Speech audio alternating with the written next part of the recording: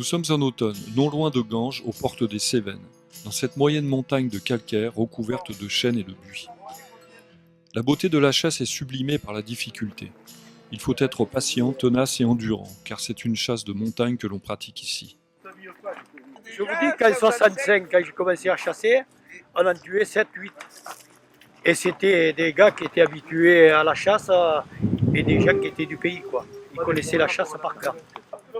Mais des sangliers, il y en avait très peu. Très peu. Mais par contre, les bois n'étaient pas fourrés comme aujourd'hui. Il y avait des troupeaux un peu partout encore et c'était pas du tout pareil, quoi. Alors qu'aujourd'hui, il n'y a plus de bêtes nulle part et les bois sont fermés de partout et tout est pour les sangliers. Toutes les glanes, tout, il n'y a plus rien qui les mange, quoi. La principale explication, à mes yeux, c'est une dynamique forestière qui, comme on le disait précédemment, a apporté tout ce dont le sanglier a besoin. Le couvert, la nourriture, la quiétude, difficulté d'accès. Ce qu'on considérait comme des friches ou des garrigues il y a quelques décennies sont devenus des forêts, puisque c'est la succession classique. Une jachère, friche, garrigue, forêt.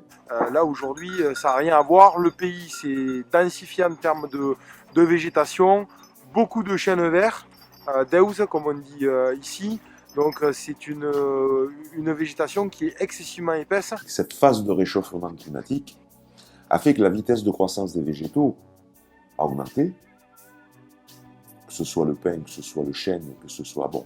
Et cette vitesse de croissance a accru ce degré de fermeture et aussi a accru cette productivité de la forêt du fait de températures relativement clémentes et de pluviosité relativement importante. Le deuxième point, c'est le vieillissement du peuplement forestier.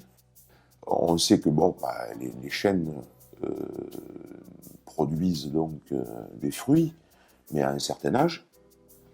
Et donc là, on est en pleine période de productivité de ce peuplement forestier qui a vieilli.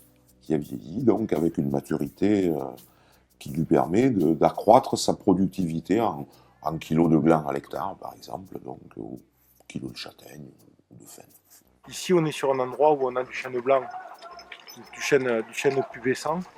En fait, c'est un endroit où, avant, c'est ce qu'on appelait, nous, un chouradou. C'est-à-dire, en fait, c'était un endroit où ils faisaient repaître le troupeau pour le mettre à l'ombre l'été ou pour le faire se reposer avant de repartir. Donc, ça peut paraître paradoxal au vu du tènement, mais on avait quand même des troupeaux qui venaient ici et qui venaient manger la végétation qui n'était pas du tout celle-là, puisqu'avant il n'y avait pas ces buis. Les buis, c'est lié au fait que les troupeaux d'ovins et de caprins sont plus présents.